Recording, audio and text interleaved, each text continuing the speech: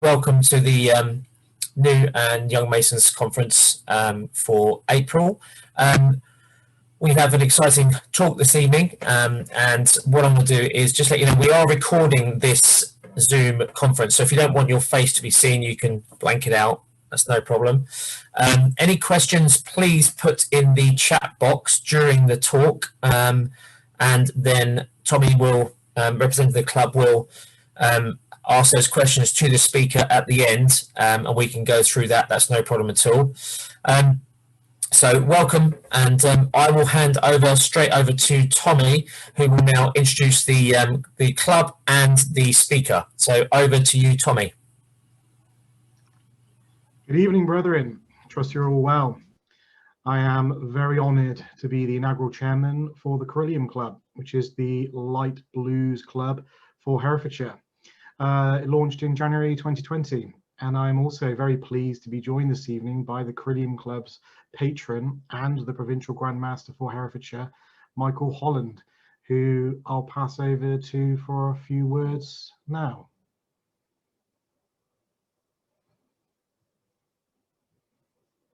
I'd better if I unmute myself. Thank you, Tommy, and good evening, everybody. It's a pleasure to be with you. And when Tommy mentioned that the Caeruleum Club were having the honour to chair this this meeting this evening, he asked if I might come up with someone that could give an interesting talk. And I'm delighted that Dr. Michael Fopp has accepted your invitation. I've known Michael for some 30 years now. We go back to a time when we were both building a similar type of aircraft together. And funnily enough, we lost contact over the years, but then we ended up being in the same lodge together in London in Caeruleum, and once more meeting up and enjoying our love of aviation. And I know you're going to have a wonderful evening this evening with Michael's talk. It's one of many he does.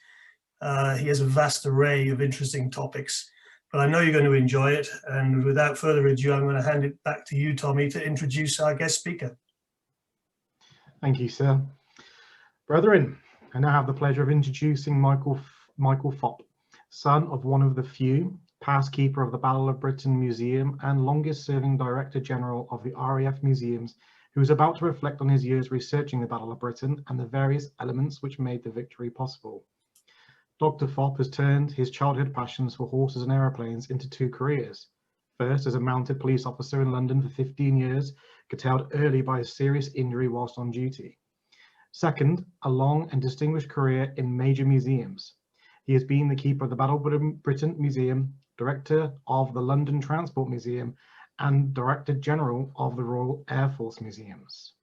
So without further ado, over to you, Dr. Michael Fopp. Oh. Might have to unmute yourself, please, Dr. Fopp.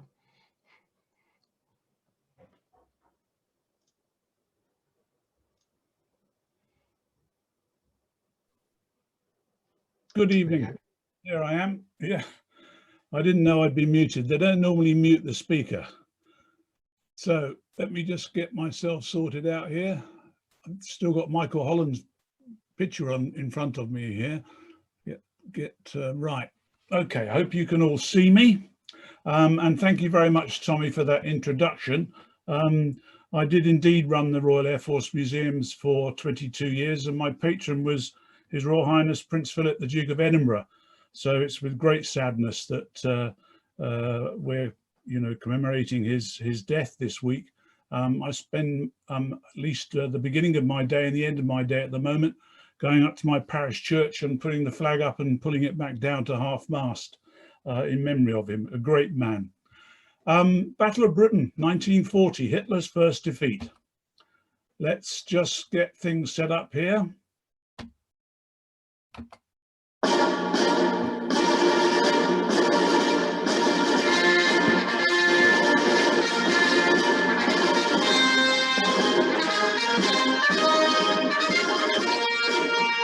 Right, now that was there just so you can set the volume on whatever device you're using to listen to my talk, because I'll be showing you film, audio, audio that I took many years ago myself when the veterans that are no longer with us, there's one Battle of Britain veteran still alive in Ireland, but that's all. But because of my long career, I interviewed a lot of them, and you'll be hearing them. So you can adjust your volume accordingly. That, of course, was Ron Goodwin's theme music for the 1969 film, The Battle of Britain. So the Battle of Britain, 1940, Hitler's first defeat. Let's just look at the situation that led to the Battle of Britain. 1st of September 1939, the German armed forces invade Poland. This had been building up for a number of years. Most countries in the world had been appeasing Hitler and the National Socialists.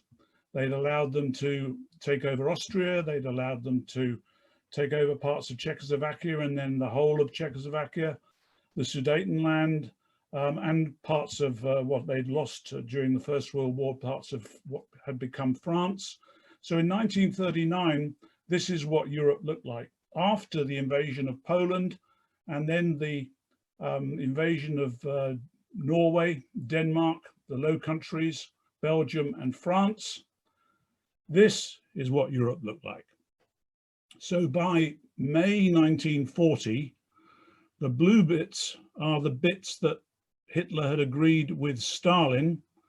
They had a pact between the Soviet Union and the UK, the Soviet Union and Germany, that slice of buffer land of Poland and Lithuania would belong to the Soviet Union, the blue bit, and the red bit was all the German Third Reich Empire. The hatched pieces were territories that they control, but they allowed a sort of puppet government. So after Dunkirk, May 1940, June 1940, Great Britain was the only Western European country that was opposing Hitler. And there was a huge amount of feeling in Great Britain at the time that we should do some sort of accommodation with Adolf Hitler. Nobody wanted another world war. I mean, heaven's sake, less than 20 years before, we just finished the so-called war to end all wars. So the last thing people wanted was another one. So a decision had to be made. And as we retreated from Dunkirk, that decision was made and the Battle of Britain started. The official dates of the Battle of Britain are between the 10th of July, 1940 and the 31st of October, 1940. Now, those are completely arbitrary dates set by some civil servant in the Air Ministry when at the end of it all, somebody said, well, we should really give those chaps that fought in the Battle of Britain, who by then at the end, of course, Hitler had made national heroes, we should give them some sort of recognition. And the recognition they got was a tiny little bar on their 1939-45 Aircrew Star that showed that they had been in the war, which had the words Battle of Britain on it. There was a campaign clasp on their medal. And in order to qualify for that campaign clasp, you had to have served one operational sortie in a squadron of fighter command of the Royal Air Force between the 10th of July and the 31st of October. The Battle of Britain lasted longer than 31st of October and started before it, but those were the arbitrary dates that were set.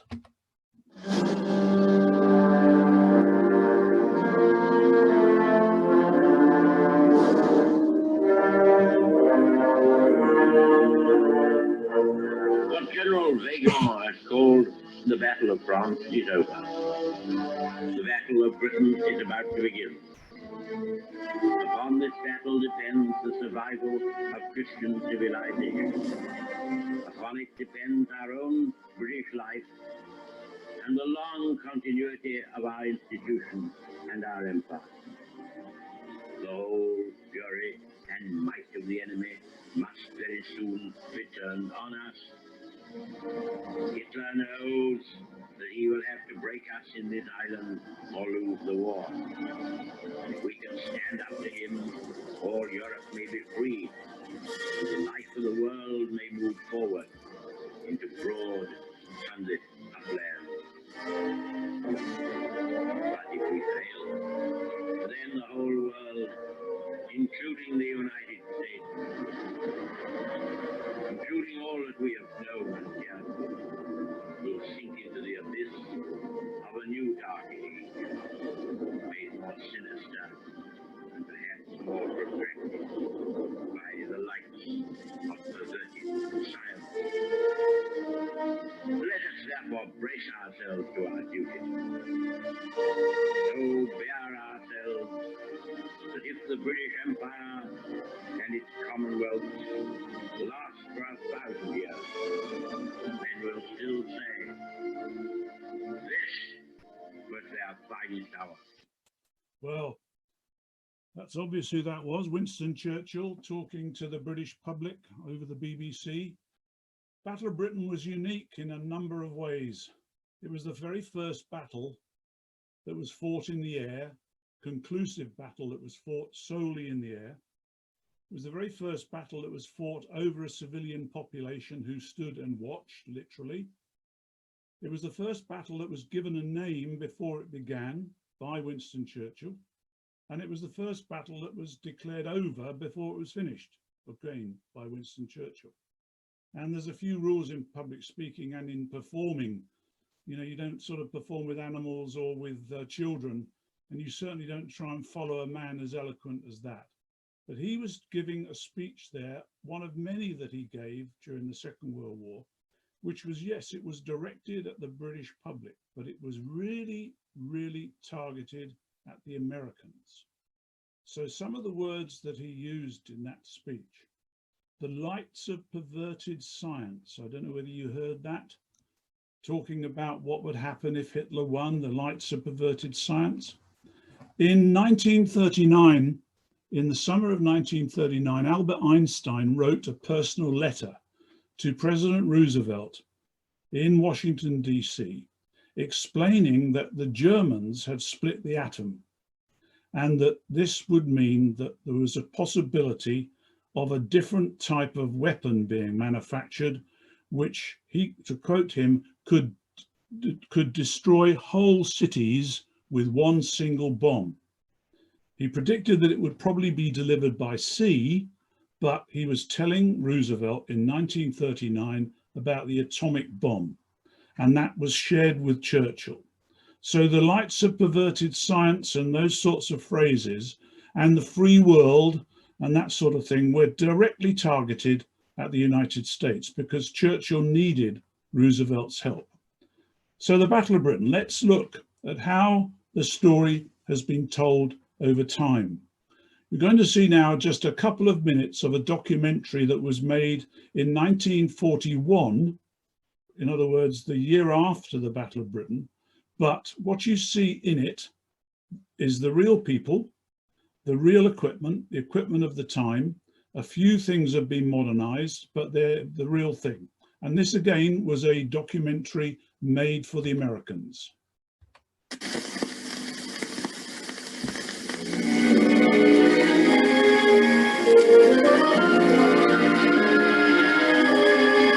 Summer in Britain. The Battle of France is over.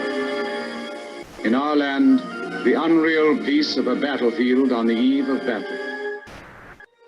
The enemy is only an hour's flight away. We of the Luftwaffe are ready with our plan for Adler attack. It's a simple plan. Eliminate the Royal Air Force. Its destruction will take 2, maybe 4 weeks.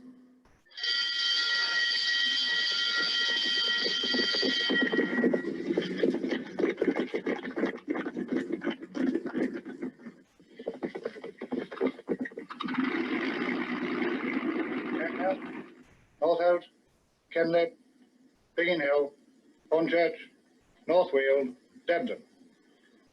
Will you warn your controller that this looks like yet another attack on airfields?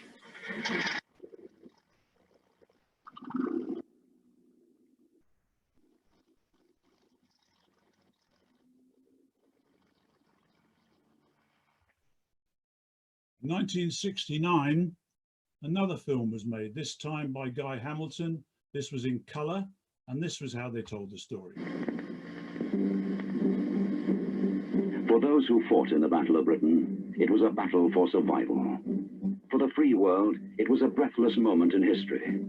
For failure would have plunged mankind into a new dark age. Never have so many owed so much to so few. I presume that there is no one who would deny that England should fight on, even though the remainder of the continent of Europe is dominated by the Germans. The war in France was over. The Battle of Britain was about to begin. 2 seconds, stand by!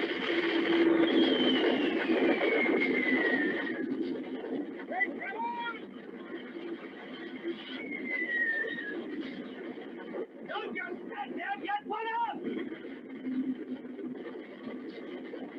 Faced with certain defeat, fighting against insuperable forces, a miracle was achieved by a courageous few. So that's how it's been shown in the past, the David and Goliath battle. Well, we should all go home now because the story's been told, hasn't it? We'll listen to a few people. These are 3 of the people that are going to help me tell the story, because that David and Goliath battle that's been featured throughout our history and through films and stories and everything doesn't tell the whole story. These 3 people are going to help me. They're all dead now. On the left is Bob Stamford Tuck, in the middle is Adolfo Galland, and on the right is Desmond Dizzy Fopp, my dad, the Australian amongst them. So on the left, Bob Tuck, they all 3 have a number of things in common. I shared an office with Bob Tuck at the Royal Air Force Museum back in the early 1970s, an absolute character. He was a young cabin boy on merchant ships as a teenager, and his captain was pathologically frightened of sharks. And so Bob had been shooting since he'd been a young child, mainly hares and rabbits and pheasants and so on in the countryside. So he discovered Bob was a good shot, and we used to stick him in the bows whenever they were in shark-infested waters, and he told him to shoot anything he saw. Adolfo Galland was from a pretty wealthy family in East Prussia in Germany. His parents owned an estate which had a lot of wild boar, so he spent his childhood shooting wild boar. My father was the son of a fruit farmer in South Australia near Adelaide, and in those days myxomatosis was a serious disease of rabbits in Australia, and children like my dad were given a bounty every time they took the tail of a rabbit into the town. The mayor gave them threepence or whatever it was, and he made his pocket money shooting rabbits. So all 3 of them were the same sort of. My father was the youngest, but they were all in their 20s. Galland was just late 20s, early 30s. Tuck was 27. My father was 20. They were young. These photographs are of them post-Battle of Britain, very end of the war. But they all had fantastic eyesight, and they were all good shots. And that's what made good fighter pilots. So they're going to help me, and they'll be talking throughout. So this David and Goliath thing, that we were not prepared, that the German Luftwaffe was all conquering, which is true. Up until the end of Dunkirk, it was all conquering. And as the title of this talk is Hitler's First Defeat, anybody who served in the Luftwaffe up until the Battle of Britain had only known success. They were well prepared. They were well prepared for the sort of war that they'd been designed for. And they'd been designed for a tactical war. They had not been designed for a strategic war. And crossing a body of water in order to prepare the ground for an invasion by ground troops is what the military people would call strategic. Tactically, what you do is you look after the troops by supporting them once they're on the ground. And that's what the German Luftwaffe was designed for. So their blitzkrieg tactics, which became so famous, were developed so that they could be like aerial artillery. They would be right behind the troops or just in front of them, softening up the enemy on the ground wherever they were fighting. Coming across to prepare the ground a long way away from their ground forces was not what they were designed for. And also, it was very obvious to us in the 1930s, after the experience that we'd had in the First World War with air raids by Zeppelins and by bombers, that we needed to be prepared. So we started to prepare Britain in the middle 1930s. And by 1940, we were well prepared. And it was primarily as a result of the work of this man and his number two, Lord Dowding, Air Chief Marshal Sir Hugh Dowding, as he was then, and his number two, Air Marshal Keith Park, a New Zealander. The two of them, during the 1930s, were in charge of research and development. And they started to realize what had to be done in order to make sure that we were ready for any aerial attack from the other side of the channel. They were so well prepared that they knew exactly what they needed, and they knew the limits of their resources, and their resources were limited. So as the unforgivable started to happen, the unpredictable started to happen, the Germans started to come through Belgium and into France.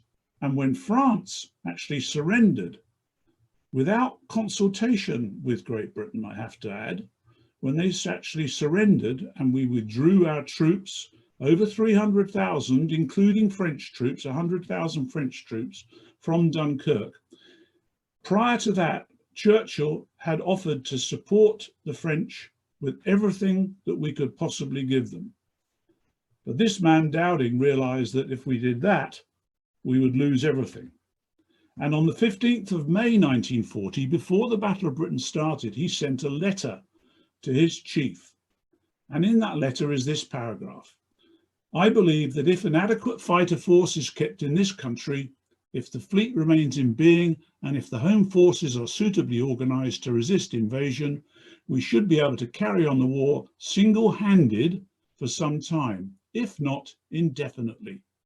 But if the home defence force is drained away in desperate attempts to remedy the situation in France, defeat in France will involve the final, complete, irremediable defeat of this country. In other words, he was saying to his boss, which he knew would then go all the way to the cabinet and to Churchill, stop helping France by sending Spitfires and Hurricanes and everything to try and stop something which we cannot stop. We need them when we choose to fight for ourselves. Now, this is where we get to a crucial difference between the two sides. If anybody in Germany had sent a note like that to Goering, the head of the Luftwaffe, which would have then gone to Hitler, saying we mustn't do what you want us to do because, it would have been the shoot the messenger scenario. Unlike here, you have a man like Dowding. Just look at him. His nickname was Stuffy. Stuffy Dowding. He was a spiritualist, very fine aviator, First World War fighter pilot, very experienced, but he was not frightened of saying to his bosses, stop, you cannot do this. More than that, he had set up with Sir Keith Park a system of defense, which the Germans knew absolutely nothing about. They knew about radar, and constantly in the history books, you'll hear that A, we invented radar, and B, that it saved us in the Battle of Britain almost on its own. What saved us in the Battle of Britain was Dowding's system. What he did was he split the country into manageable chunks. 13 group up here at the top, 12 group in the middle, 11 group facing very close to the Germans down here, and 10 group down in the West Country. And each one of those was split into sectors and stations, and each station was split into wings, squadrons, and then smaller groups into flights. And he also segmented the early warning system so that the radar and the early warning system worked right by the time of the Battle of Britain in July to October 1940. Our radar covered the whole of the east coast of our country. And what happened was that when a formation took off, say from France, we would immediately see it. And the main cover is this dark line, and the lower cover is the grey hatched line here, low level. So anything that came across the Channel or the North Sea from Norway or northern Germany would be detected by these radar masts. Now, the radar masts are 300 feet high. They're made of wood. They were clearly visible. In the case of the ones down on the south coast around Dover, they were clearly visible from France. The Germans knew we had radar. Indeed, the Germans had radar as well. It was not a solely British invention.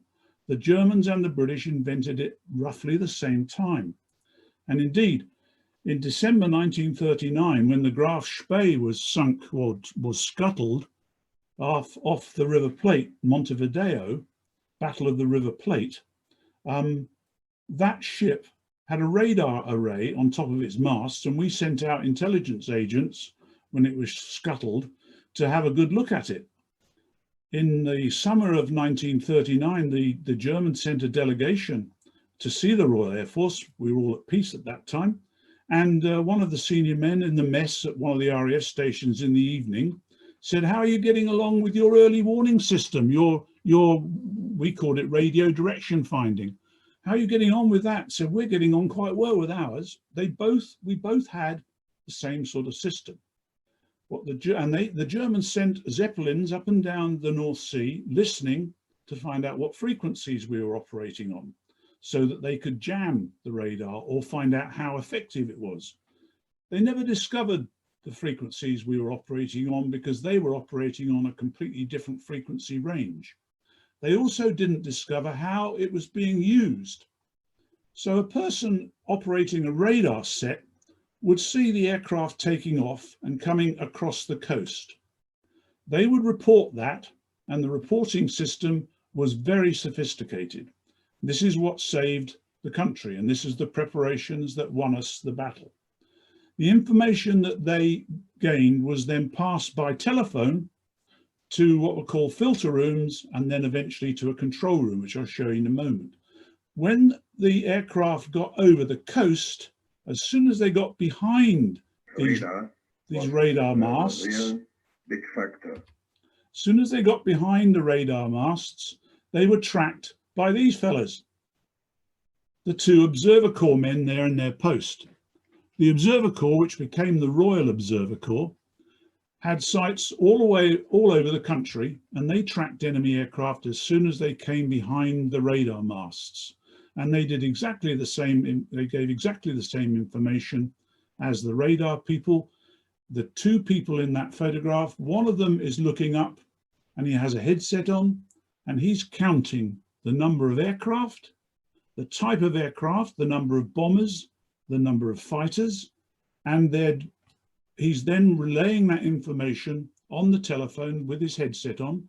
And the man with the sextant type surveying instrument, he is getting the height and the compass direction of the formation, and he's relaying it to the man with the headset. So that information, the height, the direction, and the numbers of aircraft and where they're going and what they're doing is relayed onwards. And that meant that we didn't have to have aircraft up in the air all the time. Radar. This is Dolfo Galland talking about radar. During this battle. And I can only admit that the German side has underestimated the importance of radar. The early warning system didn't just include the Observer Corps. Everything was coordinated from an operations room, and the operations rooms were bigger, the larger the area they had, right the way down to sector operations rooms on main RAF stations. And the top photograph there is a sector operations room, and it's got a huge map on a table, and it's primarily WAFs, Women's Auxiliary Air Force operators, with a sort of croupier stick. And they're moving little wooden counters on the map, which have the number of the formation, raid number of the enemy formation, with the number of aircraft and its height. And they move it every time they receive a message from the filter room, which has received the information from the observer corps.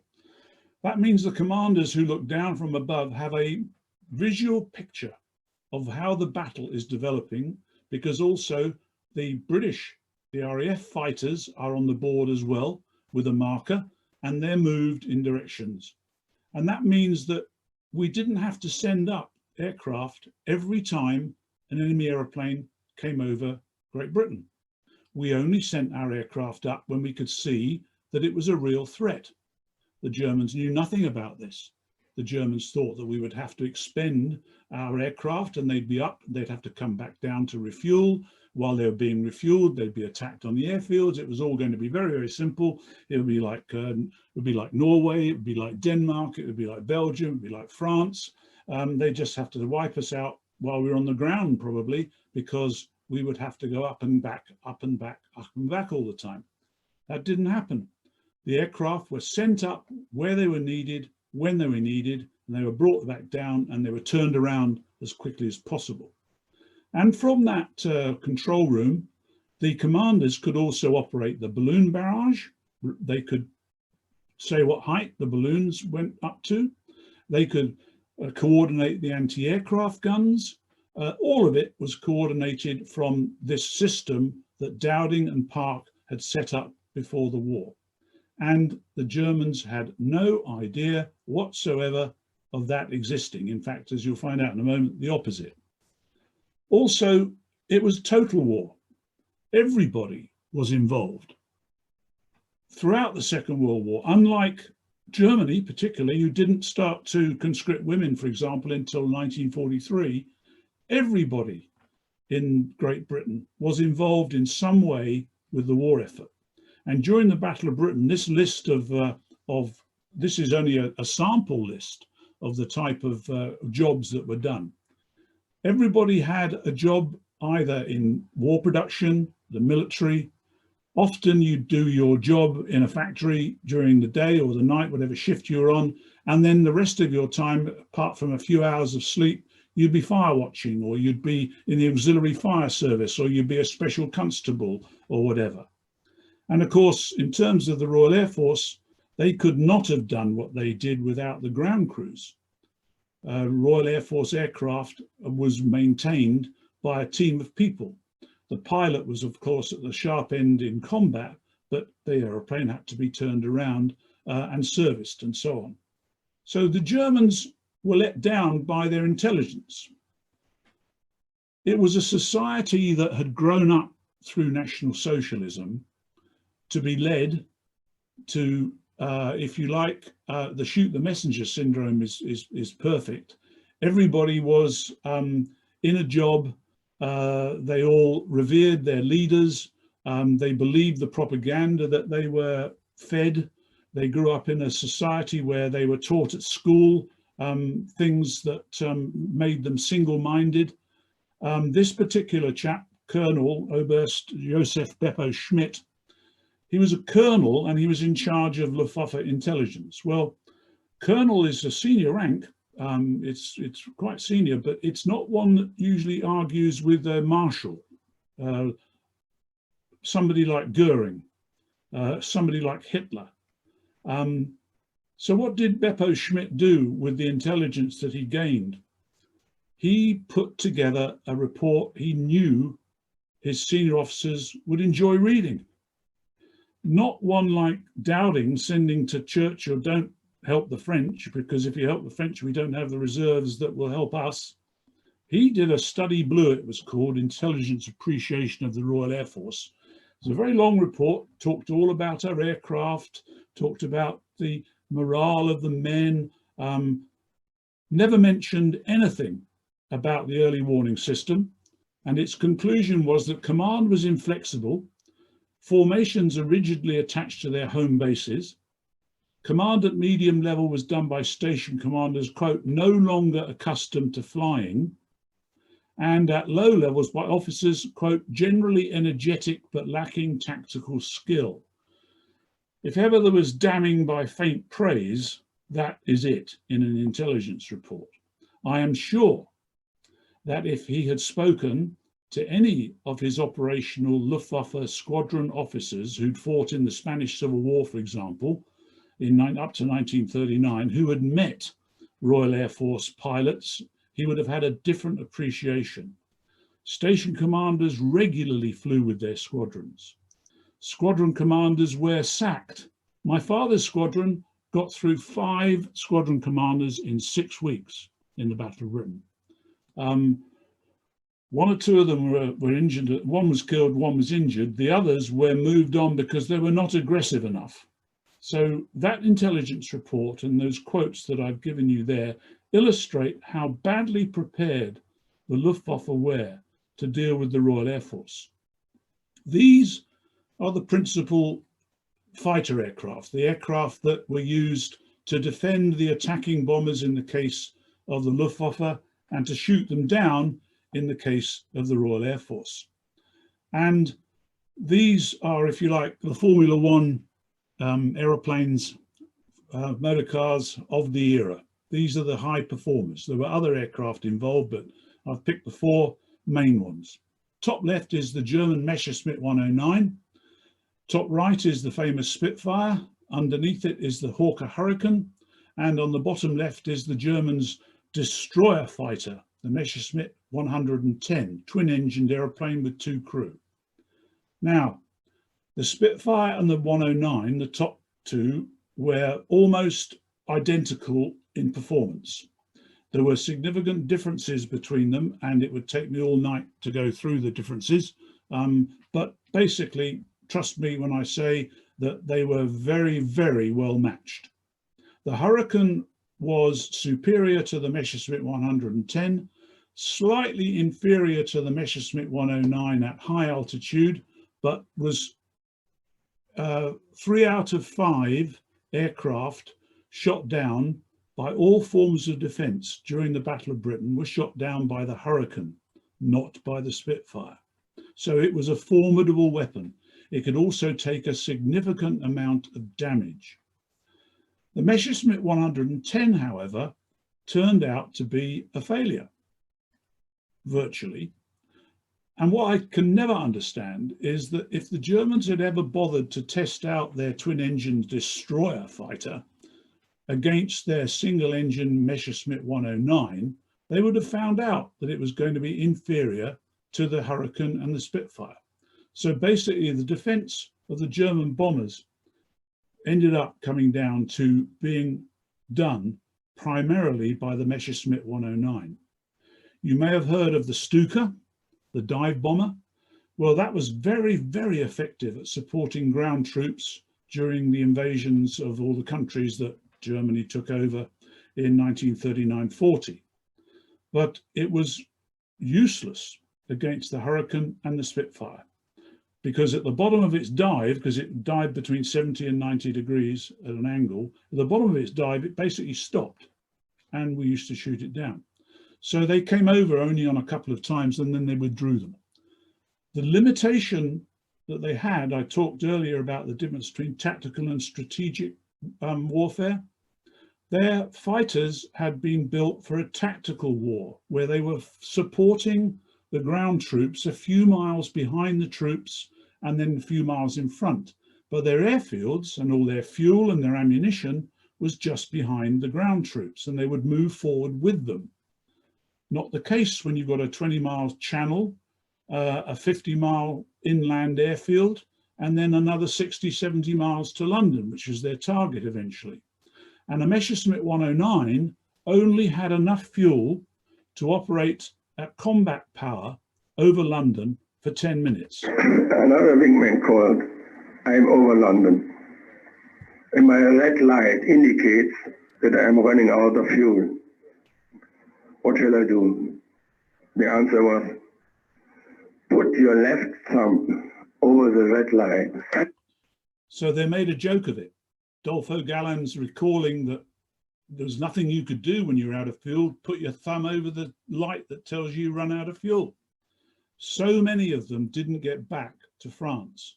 And of course, the difference between them and us was if they bailed out or crashed here, they became a prisoner of war and they ended up in Canada.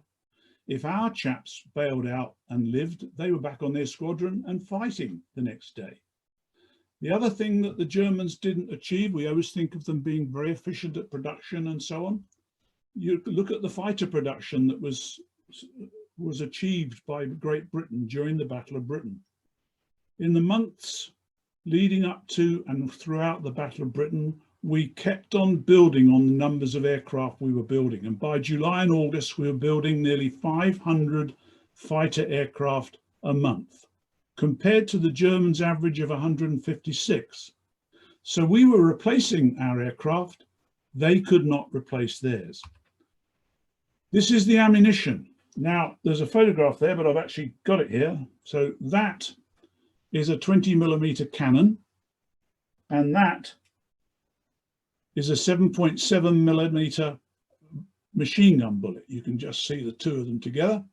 That's what the Germans had in their Messerschmitt 109. They had those in the 500 of those in each of two guns, and they had 22mm rounds, 60 of these in one gun in each wing. So that's what they had. That's what we had.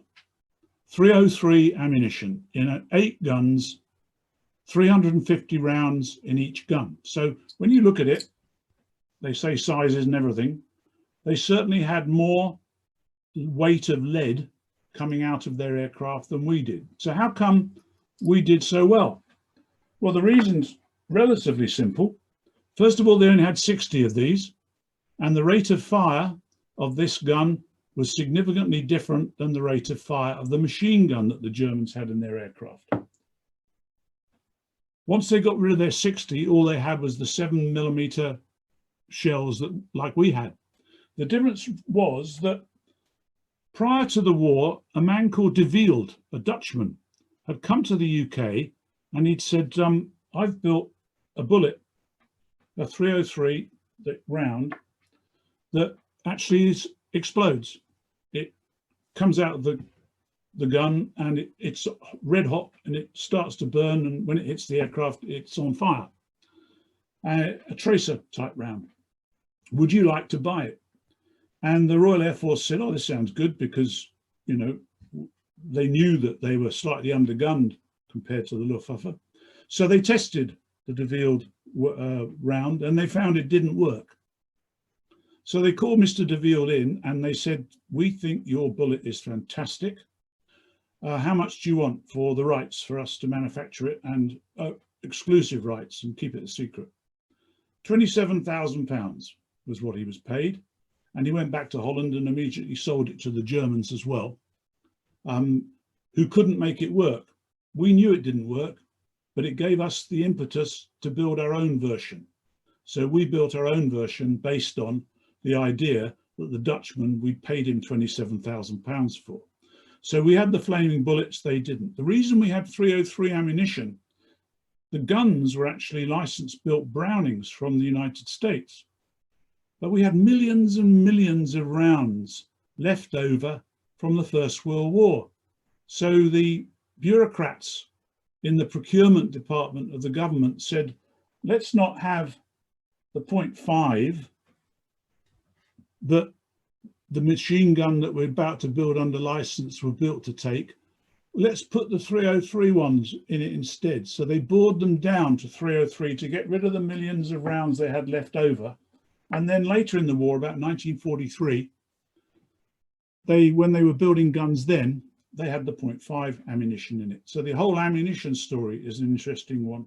We also got from America, in time for the Battle of Britain, much to the surprise of the Germans, they didn't know we'd managed to achieve this, 100 octane fuel from America at great risk and of course at great cost in convoys and seamen's lives. But that gave our aeroplanes an extra 10 miles an hour on their speed, which they had not had when they fought the Luftwaffe at Dunkirk. So that too was a surprise to the Luftwaffe in the Battle of Britain. They operated their aircraft, by the way, on 80 octane, so we were on 100 octane. The ground crews were like Formula One pit crews. They could turn an aircraft around in about 15 to 20 minutes, depending on whether there was an intelligence debrief. It could be a bit longer, but they could rearm it and send it back up into the air very, very quickly. And the pilots will hear nothing said against their ground crew. They were wonderful. We had bad tactics initially. We would fly like in formations like the one on the right there, like peacetime formations with very close formation. Any of you that fly aeroplanes will know that if you fly in formation, there's only one person looking, and that's the leader. Everybody else is looking at a rivet or a hinge or a mark on the aeroplane that they're formating on, and they never take, you don't take your eye off the aeroplane you're formating on, because if you do, you'll hit it or something else. So when you're in combat, you need to have your eyes in the back of your head, literally all the time. So our early formation flying in the battle was dangerous, and lots of squadron commanders learned the hard way to get their squadrons to do what the Germans were doing, which was World War I tactics.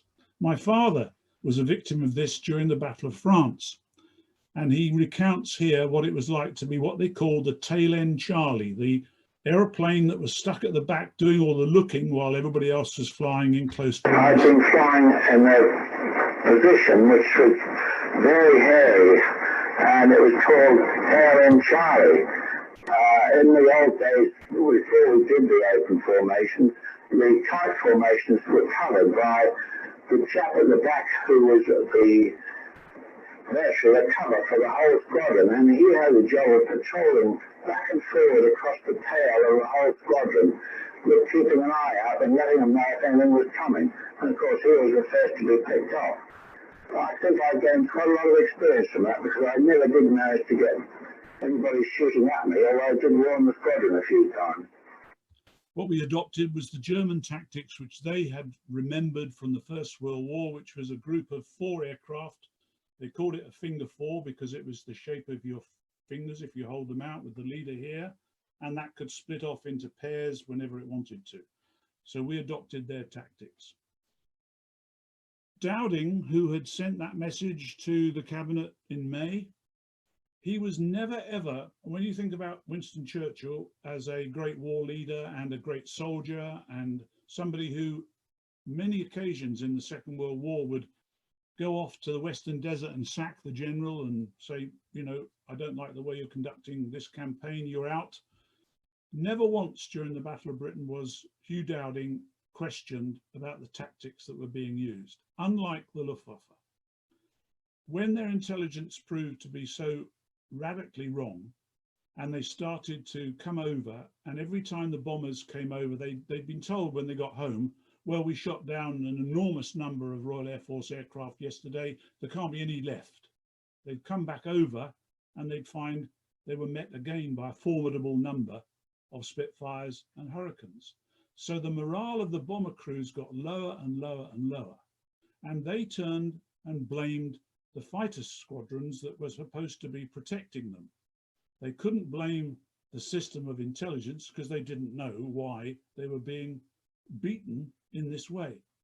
So Goering, the head of the Luftwaffe, told General Galland to stop the fighters being up high and coming down as soon as the bombers were attacked by the RAF. He insisted that the fighters came down and sat next to the bombers at lower level, taking away all of their initiative and all the speed they would get in order to come down from above and attack the Royal Air Force aircraft. And Goering actually accused Galland and one of his colleagues of being a coward and insisted that they change their tactics. The speed of this formation was so low, they were hanging practically in the air, and we couldn't slow down to this bomber speed because we were not any more maneuverable. We couldn't do nothing against an attack of Spitz or hurricanes, which came from higher altitude when we were at this speed. The young men on both sides were the cream of the young male populations of the countries of Germany, Austria, the countries that made up the Axis and the countries that made up, and there were 42 different countries represented in the Royal Air Force. They were the cream of the youth. The young men that flew these aeroplanes were fit. They had mental capacity. In other words, they were not necessarily supremely clever, but they were mentally able to, their maths had to be very good. They had to be able to navigate. They had to be able to control a very sophisticated piece of machinery. And at the same time, they had to be able to fight for their lives. And this goes for both sides. And they then had to be trained to fly an aeroplane and to navigate and so on. So make no mistake, the quality of the individuals on both sides was the highest level, higher than the Army and higher than the Navy of both countries, the fighter pilots of the Royal Air Force and the Luftwaffe, and the bomber pilots as well. But as I said, interference from high command affected the Luftwaffe significantly. Interference from high command, to a lesser extent, affected the Royal Air Force. There was an incident in the middle where there was an attempt by a junior officer to get a different type of tactic used called the big wing theory, which wasn't eventually used during the battle, but it was certainly, well, it was used ineffectively during the battle and proved not to be very useful, but later on in the war it was used. But this change of tactics by Goering really upset the morale of the fighter pilots of the Luftwaffe. One day Goering came and asked my friend Mulders, who was leading another wing. Our wing consisted of 12 squadrons at this time, and had more or less 80 to 100 aircraft operational. Goering came and said the bomber losses are unacceptable. They are so big we cannot continue, and this is due to your bad performance in escorting the bombers. Goering said, continued, the bombers are asking you to slow down to their speed and to sit close to their wings. And I said, Vice Marshal, if we do this, we will only target of the English fighters. And he said, okay, I accept this. And if somebody of you will be shot down, it's much better than my bombers will be shot down. So he continued for about 1 hour blaming us.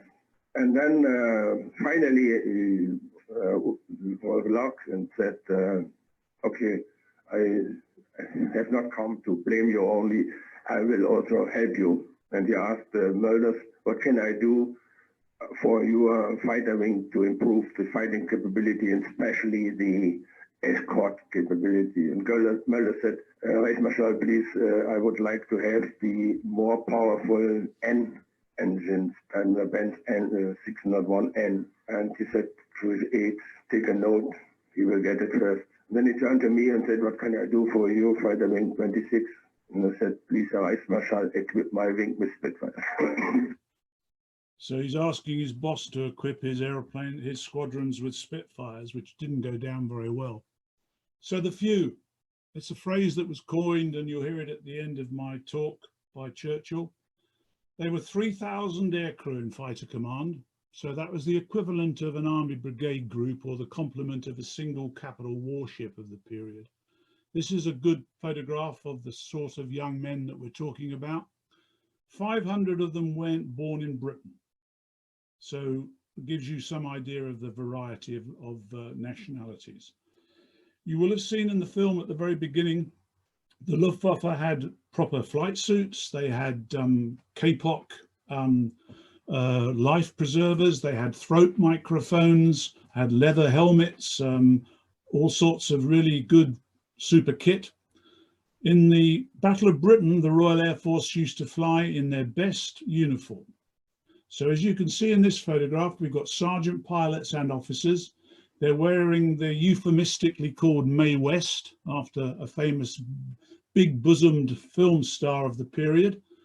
That Mae West, you might have seen it in the 1969 film I showed you. It looked yellow. They were sea green in the Battle of Britain of 1940. The Luftwaffe had a dinghy in their aircraft, all their aircraft. They had a first aid kit in their aircraft. The Royal Air Force had no first aid kit, no dinghy. They just had this life preserver that was sea green. A lot of them came down in the Channel and were never seen again. And they had to wear a studded starched collar and tie in a number of squadrons. And you can see these chaps are wearing their collars and ties. And when you think that they could be scrambled up to 25, 30,000 feet up to 5 times in a single day to intercept incoming raids, fight for their life, and then come back down again. While below them, the general public were eating ice cream. They were even allowed onto some of the South Coast beaches, and they watched the battles from there. One of the young men on my father's squadron was shot down over Kent. A man called Glyn Griffiths, a small little Welshman, shot down over Kent, came down on a parachute. He had to get all the way from Ashford in Kent to Debden in Essex. So he went to the police station, he got a travel warrant. When you got shot down, you had to return to your unit as quickly as possible, and you had to take your parachute with you, your flight kit, your helmet, your oxygen mask, and anything else you'd managed to get out of the airplane with, because if you didn't turn up with it without a good excuse, you would be charged for the equipment that you'd lost.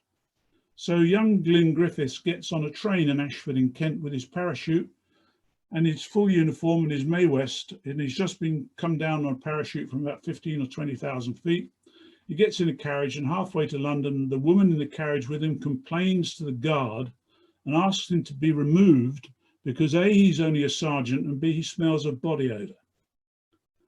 When he got to London, he then got the tube across London, and then he got the train out to Essex, and then they picked him up and he was flying the next day.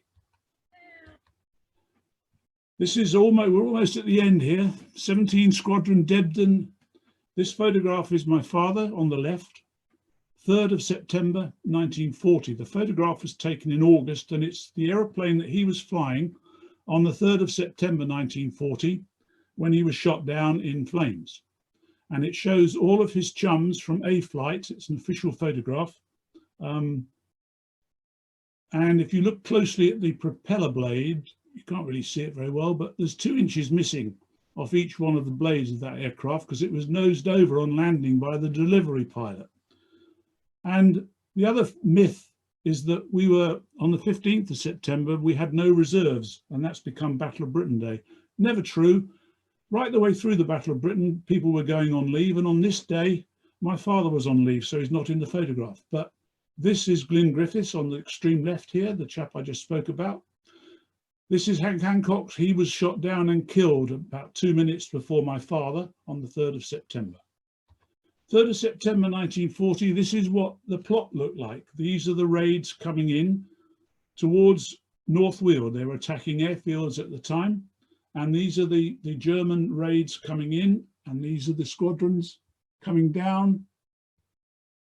And my father's squadron is coming down from Debden, which is down here, and there is where he was shot down.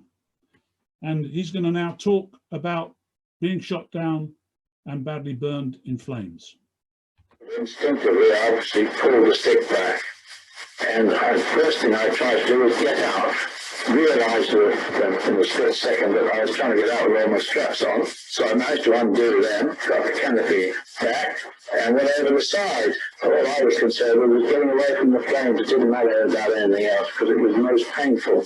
Anyway, I got out, and as I was pulling down, I must have been at about 17,000 feet by now, and I suddenly thought, oh, I've got a parachute. So I fumbled around and I found the ripcord and pulled it, and to my horror, I realised that not only was the flying uniform smouldering, but so was the parachute harness. So I tried to push it all off and out to stop the smouldering, and carried on down.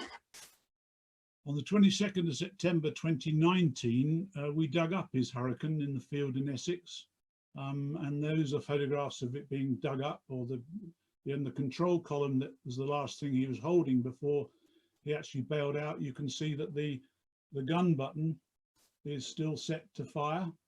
He'd run out of ammunition. He'd already shot down a Dornier 17, and he was attacked by a formation of Messerschmitt 110s, and he turned into them knowing he had no ammunition, and one came up underneath and shot him up in the radiator of the Hurricane, which is right under the pilot's seat. He spent 3 months in hospital, was blind for a bit, but he recovered and was flying Spitfires over Europe the next year. He's back on his squadron by the end of the year, 1940, and he carried on flying, first of all, Spitfires after the war, and then the first jets, and then eventually became one of the Royal Air Force's first helicopter pilots. And he retired after a full career in the Royal Air Force, and he died aged 85 in 2005. The gratitude of every home in our island, in our empire, and indeed throughout the world, except in the abodes of the guilty, goes out to the British airmen who, undaunted by odds, unwearied in their constant challenge and mortal danger, are turning the tide of the world war by their prowess and by their devotion. Never in the field of human conflict was so much owed by so many to so few. Well, that's it, ladies and brethren, and it's, I think, time for the 9 o'clock toast.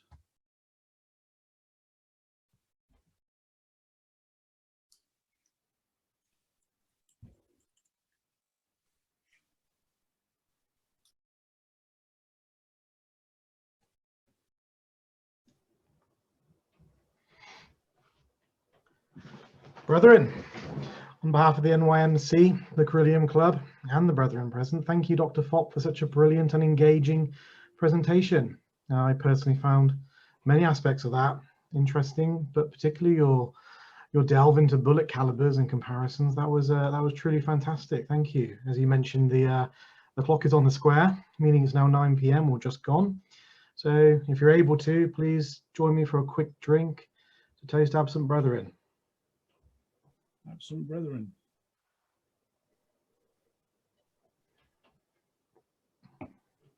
Now, I can't see any questions in the chat box, but if you do have a question, please pop it in now. Usually at this point in proceedings, the host club does a little preamble about itself, so please allow me a moment just to talk about the Caeruleum Club. We've been delighted to host this event in conjunction with the NYMC. As I briefly mentioned at the start of this call, the Caeruleum Club launched at the start of 2020 on the 30th of January.